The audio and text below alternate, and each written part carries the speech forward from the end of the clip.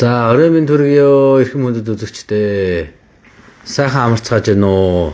Ажил төрлөн тарсан уу?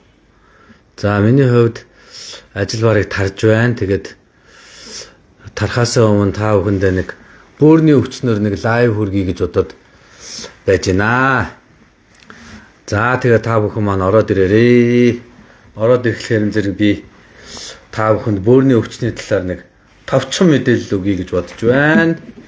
Бөөрөнд яаж анхаарах вэ гэдэг талаар ярих гэж бодож байна.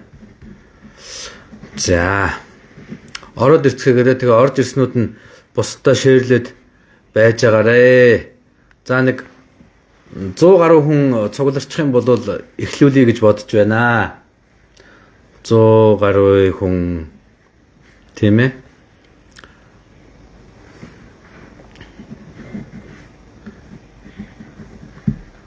За өнөөдөр бөөрийн өвчний түгээмэл өвчнүүдийн талаар ярина.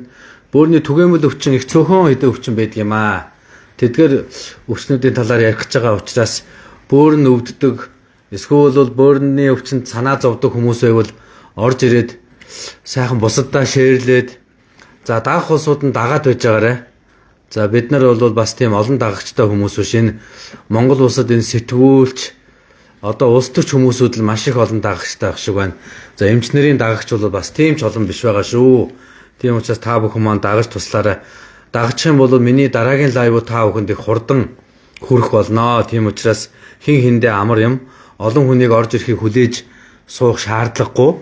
Олон дагагчтай болохоор маш хурдан хүмүүсүүд ороод ирдэг байгаа шүү. Тийм учраас эрүүл мэндийн чиглэлээр лайв сонсох хүмүүсүүд нь бол дагчаад дагаад байгаарай гэж хэлмээр байна. За.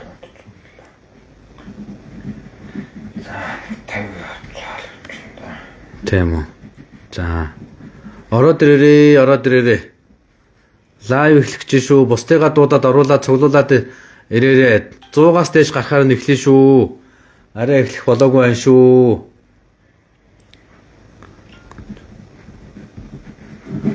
За. Цуглацгааж гэнэ үү? Юу болж байна? Хэр орж ирж байна? 67. За, ороод ирээрээ бусдыгаа дуудаад өгөөрэй. Өнөөдөр бөөрийн өвчин ярих гэж шүү. Хүмүүсүүд бөөрийн өвчнийг ярих гэж шүү. За, энэ хооронд хүмүүсүүдийг цуглаж байтал хэлж ярих юм байна уу? Та бүхэн маань асуулт тодруулах юм байвал хүмүүсүүдийг цуглалтал ярьж л бай. Тийм ээ? Орой мэндэ. Зүгээр. Ажиллаа л хийж байгаа шүү дээ. Өнөөдөр бас жоохон ачаал ихтэй дүүл өдөр байлаа.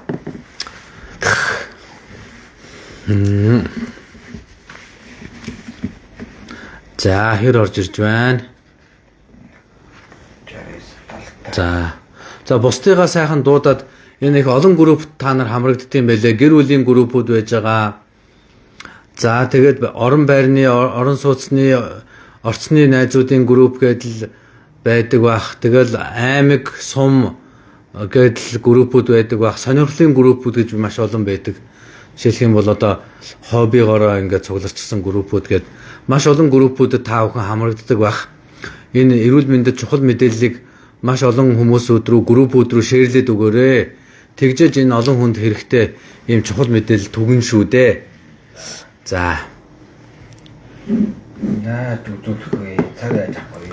За, би бол өдөр болгон шахуу энэ Happy Heritage эмнэлэг дээр амбулатори дээр үзлэг хийж байгаа шүү.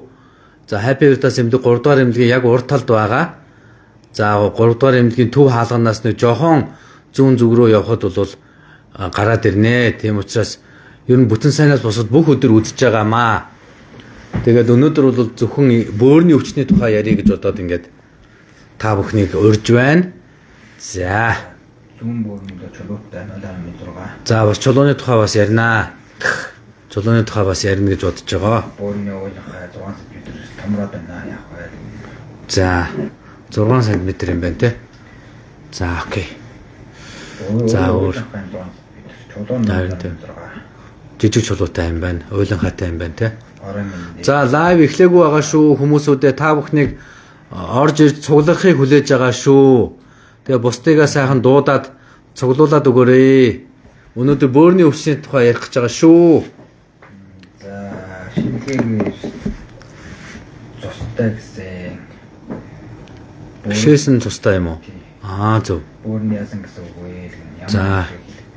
За энэ талаар бас ярина. Энэ шээсэр цус гарч байгаа бол шээсэр цус гарсах тухай бас ярих гэж байгаа шүү. Шинэхээр хаяа ийсэн тэр чөлөө гараад байх юм аа. За. За тэр талаар бас ярина тэр.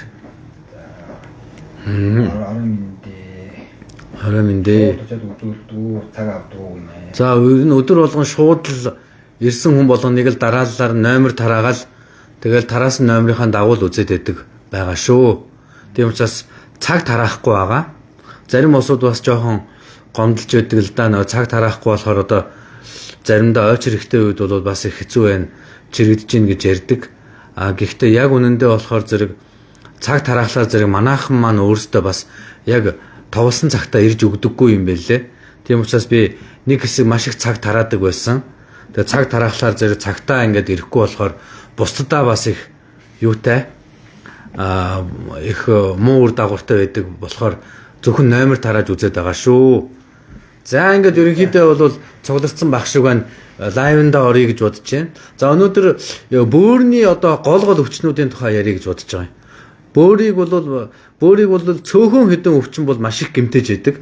За энэ дотор бол хамгийн гол одоо гэмтээдэг хүчин зүйлүүд бол нэгдүгээрт буруу хооллолт байдаг.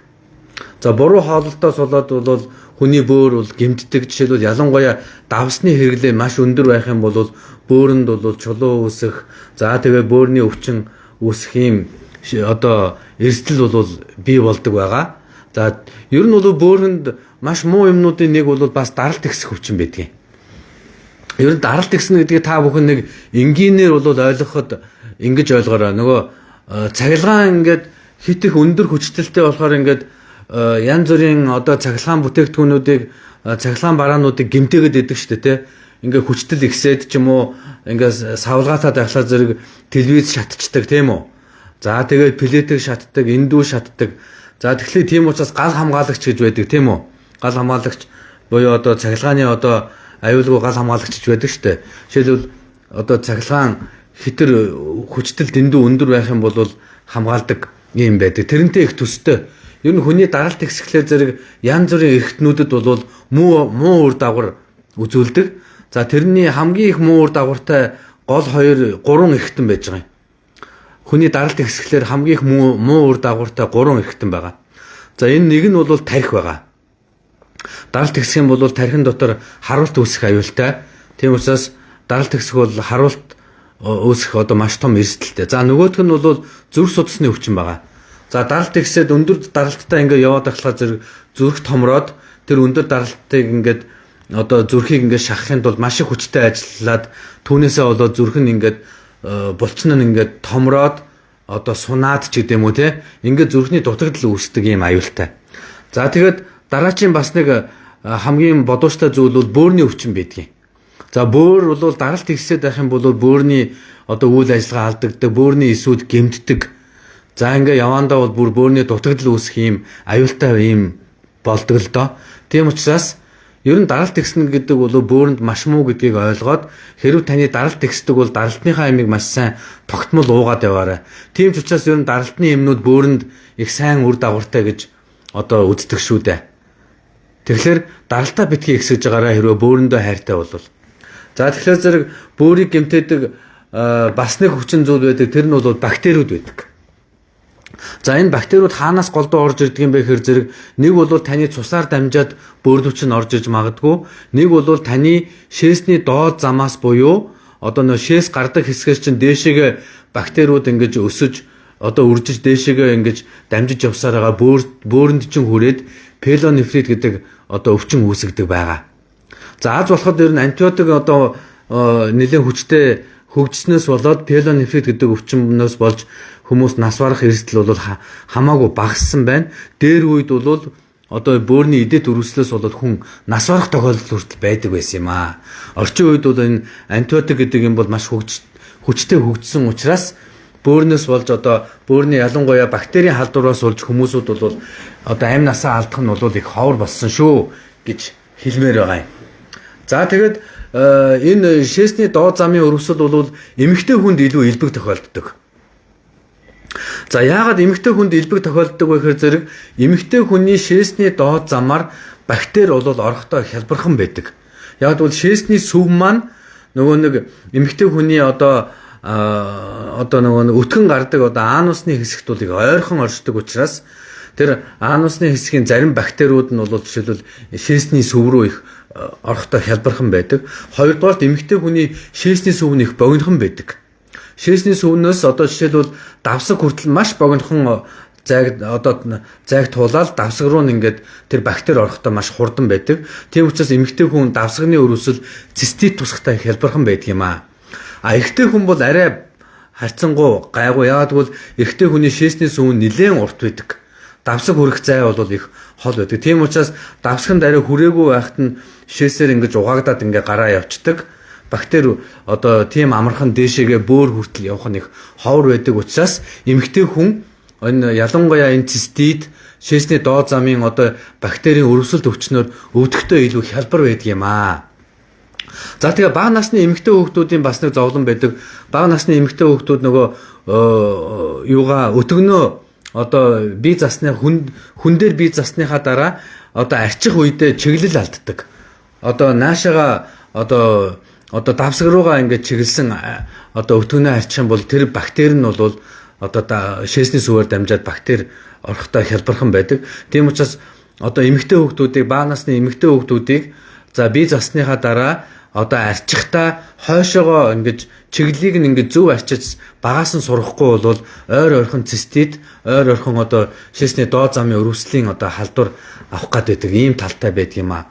Ер нь бол шээсний доод замын өрөвслийн хамгийн гол шалтгаан бол өтгөнөөс гаралтай бактериуд байдаг. За өтгөнөөс гаралтай бактери гэхэлэр та бүхэн ямар бактери байдгийг бол гэж бодож магадгүй. За энэ дотор бол нэлээд түгээмэл бактери нь бол E. coli гэдэг бактери байгаа. За E. coli гэдэг бактери бол ер нь бол нэрнээсээ бол Escherichia coli гэдэг нэртэй ийм бактери. Coli гэдэг нь бүдүүн гис гэсэн үгнээс гаралтай.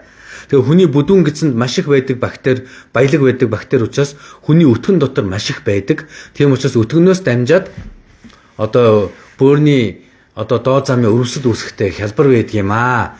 Тийм учраас одоо бага насны хүүхдүүдийг ялангуяа эмэгтэй хүүхдүүдийг одоо хүндэлсний дараа зөв одоо арчихт нь бас сайн зааж тусалж өгөөрэй гэж одоо хэлмээр захимаар байгаа юм.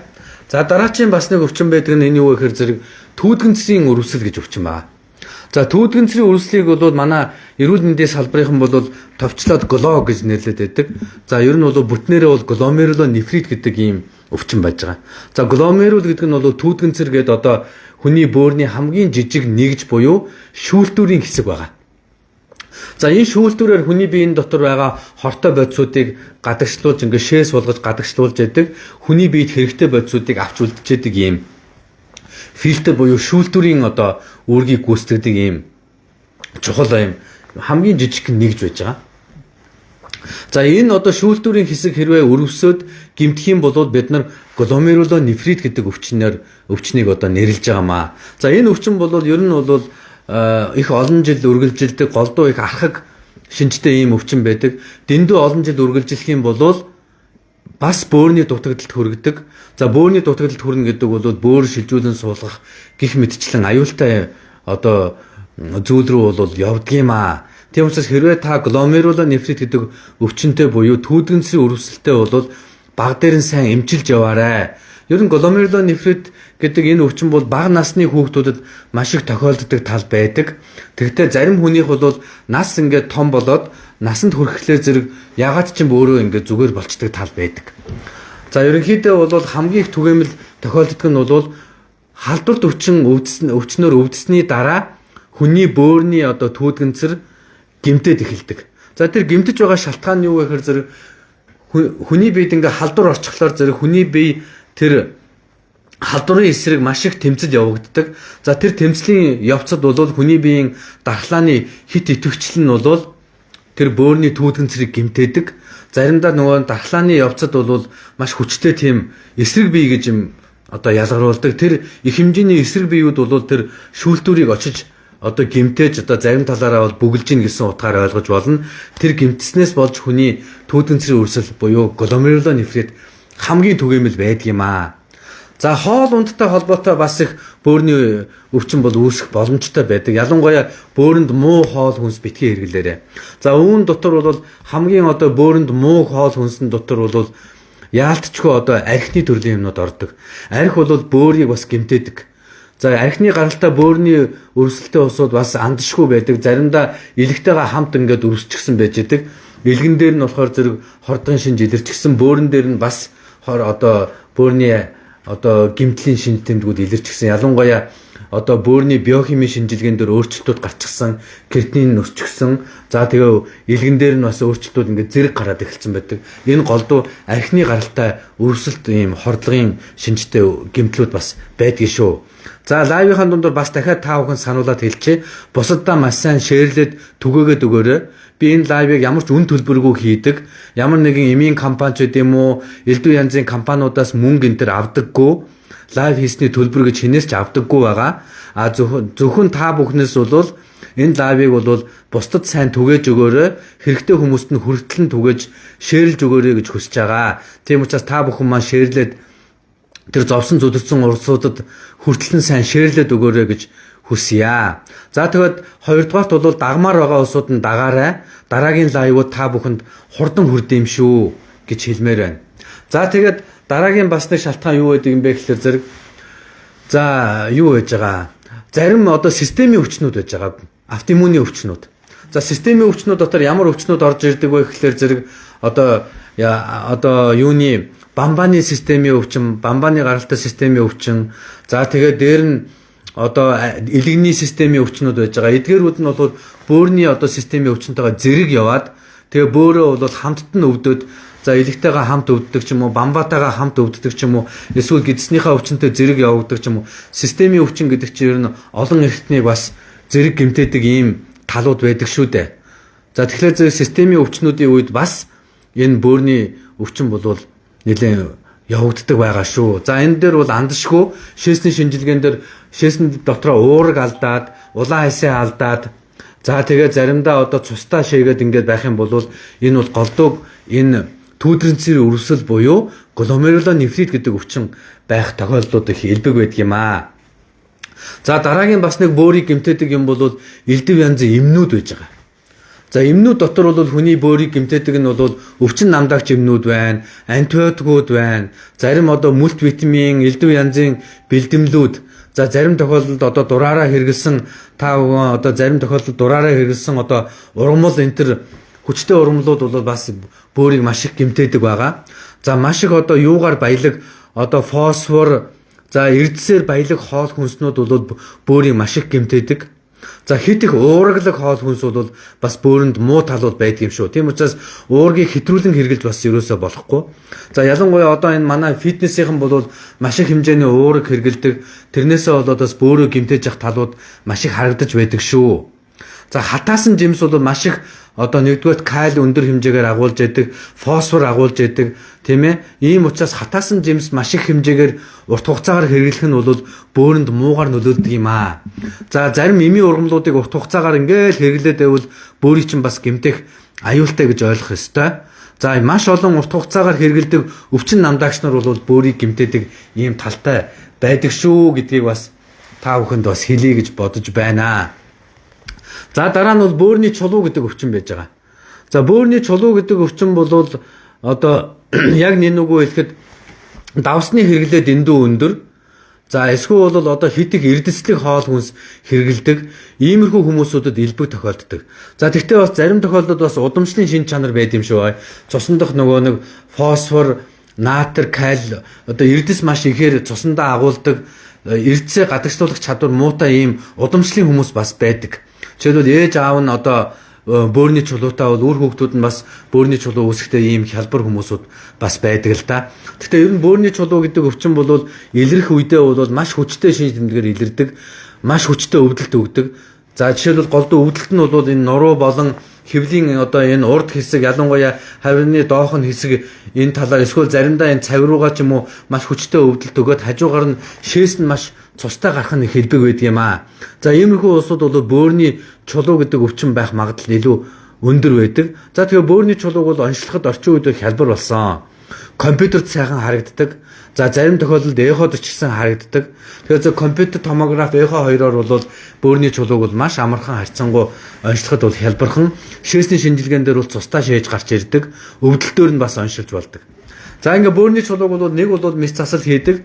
За нэг бол одоо жижигхэн чулуу бол өөрөөрөө бас яаж иж байгаад гараад ирэх тохиолдол байдаг. Тийм үед бол шээсний сүвийг бол жоохон өргөсгөх хэмжээлгээ хийж болно. Тэгээ жоохон шээс одоо хөөх одоо шингэн их хэмжээгээр уугаад тэр шээсийг тэр чулууг жоохон одоо хөөж гаргах талын эмчилгээнүүдийг бол хийдэг байгаа. За тэгээ бүр болохгүй мэс заслын эмчилгээнд одоо орохоос хандхаас өөр арга байхгүй. За зарим тохиолдолд бөөрийн чулууг бол буталдаг эмчилгээ бас байдаг. Ялангуяа хит аваач гэдэг юм уу тиймэрхүү юмар буталж жижигэрснийхэн дараа одоо шээсний бөөрийн чулуу бол гарч ирэх нь хялбархан болох юм тохиолдлууд бас байдаг юм шүү гэдгийг бас хэлмээр байна. За өөр чинь одоо дутуу ярьсан өвчин юу байна? За бөөрийн уйлынхаа. За тий бөөрийн одоо уйлынхаа бол ганц ширхэг уйлынхаа бол харьцангуй бол аюул багтаал байдаг л да. Ер нь бол ганц ширхэг уйлынхаа бол харьцангуй тийм аюул багтаа. Ер нь бол бөөрийн уйлынхааг бол хэмжээгээр нь жоохон харах ёстой. Хитрхи том байвал бас хагарах аюул эрсдэлтэй байдаг. Хагарчих юм бол хэвлийн одоо хүн дээр цус алдах эрсдэл байдаг. Хоёрдугаарт өвдөлт өгөх эрсдэл байдаг. За тэгээ дараа нь бол хэвлийн хүндэд бас одоо өрөвсөл шоконд орох бол ийм эрсдэл байдаг. Яг бол тэр уйлынхаа дотор байгаа агуулгадах шингэн нь бол хэвлэн рүү ингэж орсны дараа анафилаксийн шок энэ төр бас өгөх тохиолдлууд бас байдаг юм аа. За тэгэхээр тэр нь бол харьцангуй ховрол доо. За ер нь бөөрийн уйлынхаанууд дотор бол хамгийн аюултай уйлынхаа бол polycystic kidney disease гэдэг өвчин байдаг. За энэ бол олон уйлынхаа зэрэг гарч ирээд бөөрийг бүр ингээд бяцалтал нь ингээд олон уйлынхаанууд зэрэг гарч ирээд бөөрийн одоо эрүүл эд эсүүд бүр ингээд байхгүй болтол нь ингээд олон уйлынхаа гараад ирдэг. Энэ бол маш аюултай ийм өвчин байдаг. За энэ бол бүр бөөрийн дутагдлалд оруулдаг. За үүнээс одоо бөөрөө шилжүүлэн суулгах хүртэл одоо ийм хэмжээнд хүртлээ бол бөөр аюултай дутагдлалд орох тохиолдлууд маш их байдаг. За энэ бол эдгэрхэд маш хэцүү, маш амаргүй ийм өвчин. Зарим тохиолдолд бас удамшлын шинжтэй эцэг эхээсээ бас дамжаад ингээд удамшлын шинжтэй ийм тохиолдлууд бас байдаг. За энийг бол оншилгоо хийгээд бүр болохгүй бол элэг шилжүүлэн суулгах хүртэл ийм арга хэмжээнүүдийг авд юм аа. За нэг том уйлынхааг бол ерөнхийдөө доторх шингэнийг нь соруулж аваад эсвэл хагалгаа хийж одоо эмчлэх тохиолдлууд байдаг. А ийм жижигхэн уйлынхаануудыг бол нэг айхтар эмчлээд байх шаардлагагүй. Тоон цөөхөн жижигхэн бөөрийн уйлынхаа дээр бол бид нар бол нэг айхтар барьц алдаад байдаггүй. Зарим тохиолдолд бол ер нь бол өвчнж гэж үзэхэд бол шаардлагагүй байдаг юм аа гэж хэлмээр байна. За миний доор дутуу ярьж хөөрсөн юм юу байх шиг байна? За хоол хүнсийг бол ярьчихсан тийм ээ. Хит их давслаг юм бол бөөрөнд муу байдаг. Хит их эрдэслэг одоо юмнууд бол бас дэмий байдаг юм аа. Хит их одоо давслаг амтлагч ихтэй хоол хүнс бас битгий хэрэглээрээ тэр чинь бас бөөрөнд муу шүү гэдгийг хэлмээр байна. За дараагийн бас чухал өвчнийг би дутуу ярих ашигсан байна. За энэ бол одоо чихрийн шижин байгаа. За орчин үед бол чихрийн шижин маш илбэг болсон. Чихрийн шижингийн хамгийн гол хүндрэлүүдийн нэг бол энэ одоо бөөрийн дутагдал гэдэг айхтар өвчин байна. Тэгээ Монгол улсын хэмжээнд ч гэсэн яг адилхан, дэлхийн бусад улс орнуудын хэмжээнд ч гэсэн яг адилхан. Сүүлийн үед бол бөөр шилжүүлэн суулгаж байгаа өвчтнүүдийн ихэнх нь бол сахарын одоо чихрийн шижингийн өвчний хүндрэлээс болоод ингээд бөөрийг солих хүртэл ийм одоо төвшөнд бол очиж байгаа ийм эмгэнэлтэй юм бол их тохиолдож байгаа. Тийм учраас хэрвээ та чихрийн шижин гэдэг өвчнөд бол эмчилгээгээ эртнээс чанартай хийгээрэй. Чихрийн шижингийн эмчилгээг маш чанар муутай, үлбгэр, муу одоо эмчилснээс болоод энэ одоо бөөрийн дутагдал бол үүсээд тэрнээсээ болоод бөөрөө солиулах хэмжээнд хүрж байгаа өвчтнүүд маш их байгаа. Тийм учраас хэрвээ та чихрийн шижин өвчнөд бол одоо бөөрөнд ээлтэй эмнүүд гэж байгаа. Бөөрийг одоо гэмтээгээд эхлэх юм бол тэр чихрийн шижингийн гаралтай бөөрийн хүндрэлд зориулсан эмнүүд байгаа. Тэр эмнүүд бол таны бөөрийн насыг бол уртсган шүү. Хоёрдугаар бүр хүндрээд эхлэх юм бол эртхэн шиг одоо бөөрийг солиулах тал хүртэл арга хэмжээг авахгүй бол бүр их хүндэрчих юм бол солиход хүртэл одоо солих одоо боломж хүртэл хаагддаг ийм тал бас байдаг юм шүү гэдгийг онцолж бас хэлмээр байна. За өөр чинь юу? За тэгэхээр зэрэг ямар үед бол таны одоо сахарын өвчин зөв хянагдаж ийн вэ гэж үзэхлэвэ гэхээр зэрэг таны сахарын 3 сарын дундаж 7-оос дотгошоо байвал таны сахарын хяналт бол бас боломжийн хэмжээнд байна гэж үзнэ шүү. Хэрвээ 7-оос дээш байх юм бол та инсулин гэх мэтчлэн илүү хүчтэй эмчилгээнд ороорой. Тэгэхгүй бол бас хожимдох тал бол бас байдаг юм шүү гэдгийг бас хэлмээр байна. За өөр чинь болохоор зарим тохиолдолд бол бөөрийн зарим өвчин бол төрөлхийн гажигтай холбоотой байдаг. Бөөрийн төрөлхийн одоо гажигтай тохиолдол бол одоо бөөрийн хүндрэх тохиолдол бас байдаг. За ерөнхийдөө тэгээд бөөрийн одоо богино хугацааны хурц гэмтлүүд бас байдаг. За жишээлх юм бол одоо аваар ослоос болсон гэмтлээс болж бөөр бол огцом муудаж болно. Бөөрийн огцом дутагдалд орж бас болно. За эмнүүдээс талаар би бол зөндөө ярьсан антибиотик аюултай гэж ярьсан тийм ээ. За тэгээ дээр нь бол өвчин намдагчийг урт хугацаагаар хэрэглээд байх юм бол за ер нь бол бөөрөнд муу биш эм гэж бол бараг л одоо бараг байхгүй бах. Тийм учраас эмний хэрэглээг бол хязгаарлал одоо хэмжээ хязгаартай, эмний хэрэглээг бол хэмжээ хязгаартай, тун доозыг нь тааруулаад аль болох богино хугацаанд хэрэглэх юм бол эм гэдэг бол бөөрийг бол бага одоо гэмтэх юм а гэж хэлмээр. За зарим тохиолдолд шингэний дутагдал. За шингэний дутагдал бол явж бас бөөрийг бас хүчтэй гэмтэх тохиолдол байдаг. Тийм учраас өдөрт авах шингэнээ бас тодорхой хэмжээнд бол хангалттай барьж байгаарай. Ер нь бол өдөрт хүний уух ёстой усны хэмжээ гэж байдаг. 1500-аас 1800 мл буюу литр 500-аас одоо 2 литр гаруй усыг бол хүн одоо ууж авах ёстой гэж үздэг байгаа. Хэмжээ дэндүү бага байх юм бол бөөрөнд бас муугаар нөлөөлдөг ийм талтай. За зарим тохиолдолд бол бөөрийн хорт хавдар бас байдаг. За бөөрийн хорт хавдар бол ерөнхийдөө харьцангуй одоо бусад аюултай хорт хавдруудыг бодвол хоруу чанар харьцангуй шүү. Огт хоргүй гэж байгаа юм биш. Нэг нь л хортой хавдар учраас хортой л байж таарна. Гэхдээ харьцангуй дахилт харьцангуй багтай, эрт үед нь илрүүлэх бүрэн боломжтой. За тэгээд одоо өсөрхийлэл арай харьцангуй бага иймэрхүү хавдар байдгийн. За хамгийн түгээмэл нь бол clear cell carcinoma гэдэг ийм одоо тунгалаг эст гэсэн үг л дээ. Тунгалаг эстэй бөөрийн хорт хавдар гэж хавдар байдаг. За энэ хорт хавдар бол одоо бөөрийн хамгийн түгээмэл. Тэгтээ жишээлх юм бол Монгол улсын хэмжээнд бөөрийн хорт хавдар бол бусад хорт хавдруудын хажууд бол маш ховрдоо бол орж байгаа. Харьцангуй идэгрэлт сайтай. Тэгээ тавилан харьцангуй сайн. Эмчилгээний дараа дахин харьцангуй ховор гэдэг ийм хавдар байдаг юм аа. За та бүхний асуулт байвал шохоожилт байгаа тийм ээ. За шохоожилтын дээр бол ерөөсө давсны хэрэглээг маш бага хэрэгжилж явах ёстой. За сүүлийн үед их бөөрийг шохоожуулж байгаа нэг хүчин зүйл байгаа. Энэ бол D витаминийг хэд хэрэглээ. Тэгэхээр зөв D витамин гэдэг бол цусан дахь кальцийн хэмжээг маш их хэмжээгээр одоо нэмэгдүүлдэг ийм одоо витамин шүү дээ. Тийм учраас хэрвээ та одоо бөөрөө чулуужуулмааргүй байвал D витамины хэрэглээг тодорхой хэмжээнд зөв хэрэглэж сураарай. Хэтрүүлж хэрэглээд байх юм бол зөвхөн бөөр гэлтгүү илэгний шохоожилт одоо янз бүрийн эд эрхтнүүдийн шохоожилт бол үүсдэг тал байдаг юм а. Тийм учраас та хэрвээ бөөрөө шохоожуулмааргүй байх юм бол D витаминийхаа хэрэглээг маш одоо багаар нь одоо хэрэглээрэй л гэж одоо хэлмээр байна. За бөөрийн хоргоо хавдрын гэмгэн. За бөөрийн хоргоо хавдраа. За бөөрийн хоргоо хавдрын талаар бол ер нь бол нэг юмыг ойлгох хэрэгтэй. Ихэнх хоргоо хавдар бол хоргоо чигээрэл дуустдаг гэдгийг ойлгох хэрэгтэй.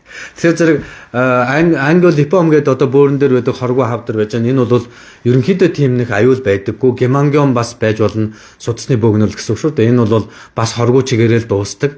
Ер нь бол хортой бол анханасаа хортой байх нь хэлбэг байдгийн бөөрөн дээр бол хоргоо бол хоргоо байх нь хоргоо чигээрээ байх нь хэлбэг байдгийм аа гэж хэлмээр байна. За бөөрийн сэргэжилт гэдэг бол одоо яг нэг үйлхэд одоо их сонин ийм одоо шинж тэмдэг юм шүү дээ. Өвчин бол биш. Бөөрийн сэргэжилт гэдэг бол эхо дээр харж байгаа хүмүүсүүд дээр одоо эмчнэр дүрсэн эмчнэр хэлдэг. Өөрөөр хэлбэл бөөрийн одоо яг нэг үйл ажиллагаа явуулдаг паренхимийн эсүүд нь нэмэгрээд холтцлог хэсэг нь одоо нэмэгрээд бусад твшинцэр нь ингээд өргөсцөн байгаа юмыг бол бөөрийн сэрэгжилт гэж бид бүхэн нэрлээд байдаг. За ер нь бол сэрэгжилтийн цаана өвчин одоо яг үнэхээр ноцтой өвчин байна уугүй юу гэдгийг маш сайн тодорхойлох нь чухал болохоос ш бөөрийн сэрэгжилт гэхлээр л өвчин гэж бас ойлгож үзэж болохгүй. Энэ бол дүрс оншилгооны нэг одоо шинж тэмдгүүдийн нэг юм л да. За үнэхээр бөөрийн одоо ингээд сэрэгжилт хүчтэй явагдах юм бол энэ бол бөөрийн бас ноцтой өвчнүүдийн одоо ялангуяа дутагдалд хүргэж бас магадгүй. За бөөр эхо дээр бас бөөрийн хэмжээг бас хэмжиж өгдөг. Энэ бол маш чухал шинж тэмдэг. Ер нь бол бөөр ингээ муудаад эхлэхээр зэрэг бөөрийн хатангаршил үүсдэг. Бөөрийн хатангаршлын хамгийн гол шинж тэмдэг бол бөөр нь ингээ жижигрээд эхэлдэг. Тэгээ ингээд үнэхээр жижигрээд эхлэх юм бол энэ бөөр нь атрофи болоод тэгээ сүүлдээ үйл ажиллагаа нь алдагдаад тэр бөөр бол одоо дутагдалд орж байгаа. Тэгэхээр зэрэг хүн аз таарахад хүн гэдэг бол хоёр бөөртэй учраас хоёр бөөр хоёулаа хатангаршилна гэдэг бол харьцангуй ховор байдаг. Голдуу нэг тал нь хатангаршаад нөгөөх нь арай томороо ингээ байж байгаа. Ийм тохиолдолд бол бөөр маань үйл ажиллагаагаа хангалттай аваа явцдаг тал байдаг. Гэхдээ ер нь бол бурхнаас одоо заяасан ч гэдэм үү биднүүсийн аз болоход бөөр маань хос эргэтэн байдаг учраас бөөрнөөс бол нас барах тохиолдол харьцангуй ховор байдаг нь тийм учиртай. Хэрвээ ганц цорын ганц эргэтэн байсан бол одоо тэр эргэтэн ч одоо аюултай штэ. Тийм учраас хос эргэтэн учраас нэг нь одоо атрофи болоод ингээ хатангаршаад жижигрээд байхгүй боллоо гэхэд нөгөө бөөр маань бол тэр хүний амь насыг бол хангалттай аваад явах юм чадвартай байдаг учраас хүмүүсүүд ингээд одоо амьд яваад байдаг юм аа гэж хэлмээр. Түүдгэнцэрийн өрсөл. За түүдгэнцэрийн өрсөлийн дор би түрүүн ярьчихсан л да. Ер нь бол яг хөө түүдгэнцэрийн өрсөлийн гол шалтгаан бол одоо системийн гаралтай өвчнүүд байдгийн. Хоёрдугаар халдварын дараа хүний биеийн дархлааны хит уруулаас болоод бөөр гимтээд ялангуяа тэр бөөрийн тэр түүдгэнцэртэй хэсгүүд дээр нь одоо дархлааны эсрэг биеүүд ч юм уу дархлааны эсүүд өөртөө очиж гимтээснээс болоод шүүх чадвар нь муудаад шээсэн дотор нь цус, шээсэн дотор нь уураг, шээсэн дотор нь одоо улаан эсүүд илрээд ингээд одоо шүүх чадварнд муугаар нөлөөлдөг юм аа гэж. За ийм л өвчин юм байна. Бөөрийн сонолт, унжилт. За бөөрийн унжилт, сонолт бол ерөнхийдөө бол туранхай өндөр хүмүүсүүдэд их тохиолддог. За тэгэхээр зэрэг туранхай өндөр хүмүүсүүд дээр бол энэ бөөрийн сонолт, унжилт бол зөөхөн их завуур ихтэй, өвдөлт ихтэй байдаг. Гэхдээ энэ бол сунлаа, унжлаа гэд өөрт нь жоохон завууртай байдаг болохоос биш яг үнэндээ бөөрнийх нь үйл ажиллагаа их айхтар гэмтсэн юм бол байдаггүй. Өөртөө бол завуур ихтэй. Ялангуяа маш туранхай хүн бол бөөр нь өвдөх нь их элбэг байдаг.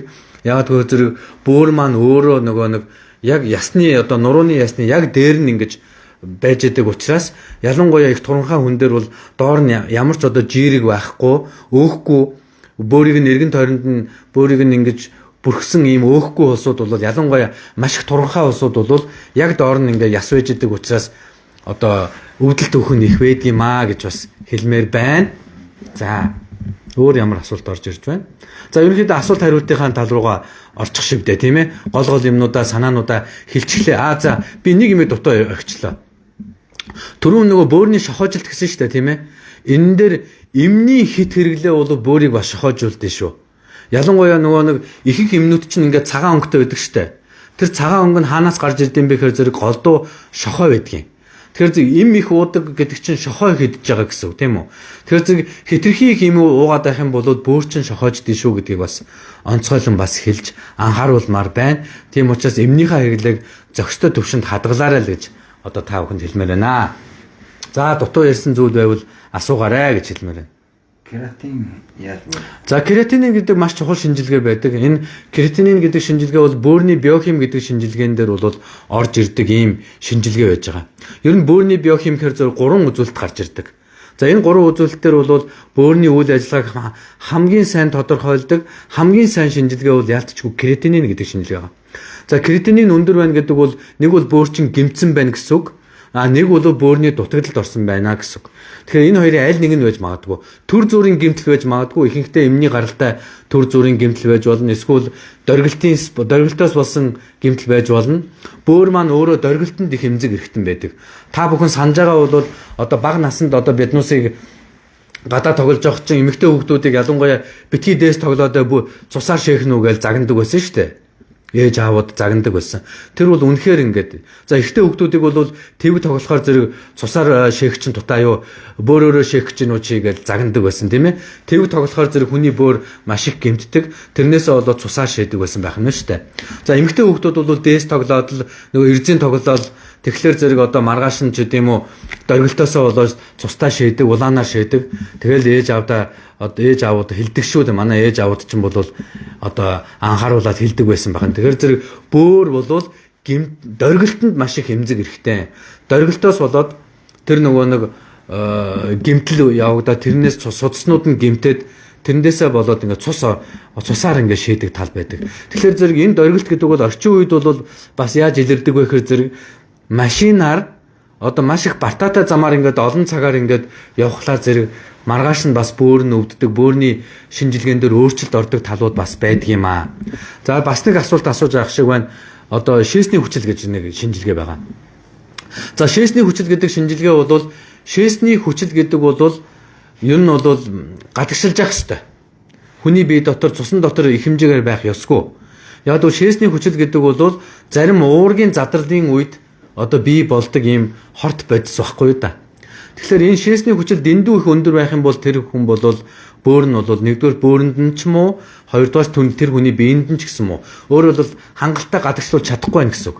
Шээсний хүчил ямар үед өндөр байдаг вэ гэхээр зэрэг махны хит хэрэглээний үед өндөр байдаг.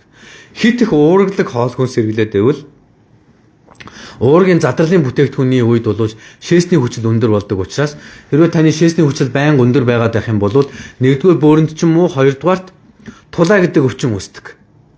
Шээсний хүчил дэндүү өндөр байхлаар зэрэг тулаа гэдэг өвчин үүсэх аюултай байдаг юм аа. За тэгээд дараачих нь бол мочивин гэдэг бас нэг шинжилгээ байгаа. Мочивин гэдэг бол мөн бас бөөрийн одоо дутагдлыг бас илэрхийлдэг ийм шинжилгээ байгаа. За өөр асуух юм байна уу? За өдөр яах вэ? За би бол одоо өдөр болгон л одоо бөөрийн өвчтөе хүмүүсүүдийг бас үздэг байгаа. За тэгэхээр зэрэг энэ бөөрийн өвчтөе хүмүүсүүд үзүүлэхээр бол та бүхэн энэ Happy Heritage эмнэлэг дээр өдөр болгон үзэж байгаа. 3 дугаар эмнэлгийн урд шаастны нэрэмжит 3 дугаар эмнэлгийн төв хаалганыхын дөнгөж хажууд ийм юу байж байгаа. Одоо Happy Heritage эмнэлэг байж байгаа. Тэнд би бүтэн сайнаас босоод бүх өдөр үзэж байгаа шүү гэж хэлмээр байна. За хитэн лим асуугаад байгаа юм. За. Стант гэлээ. За. Миний тутлаа ярих юм. Цистоно.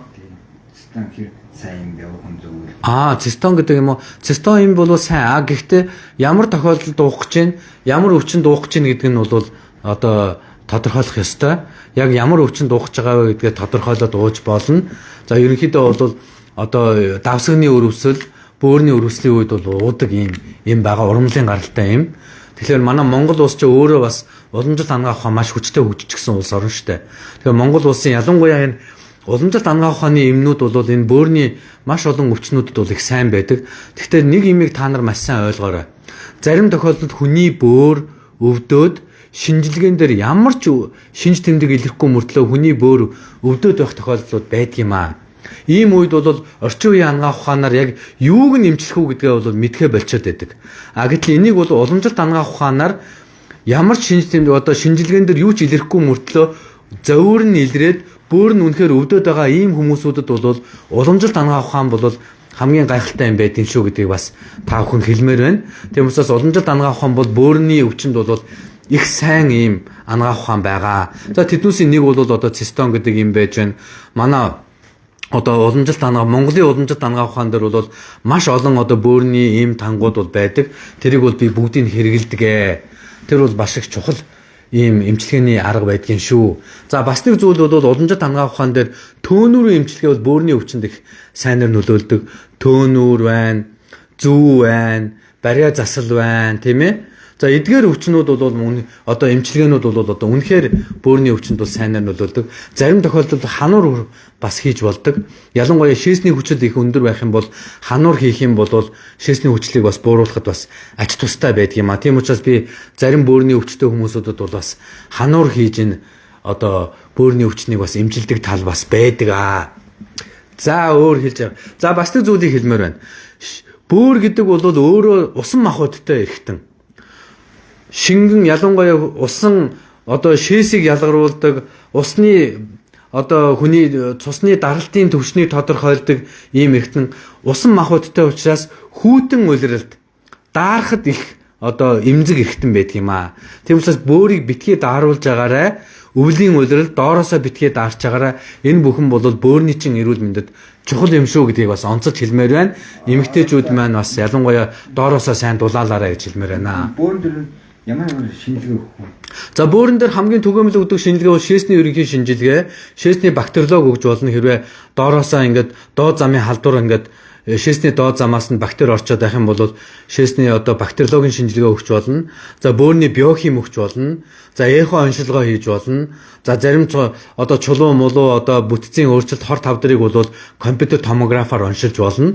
За иймэрхүү одоо цөөхөн хідэн шинжилгээгээр бол бөөрийн маш олон өвчнийг бол илрүүлж оншилж эмчилж болдго юм аа гэж хэлмээр. За өөр асуух юм байна уу? За энэ бүх шинжилгээг бол бид бүхэн ч гэсэн хийж байгаа. Бүгдийг хийж байгаа шүү гэж хэлмээр.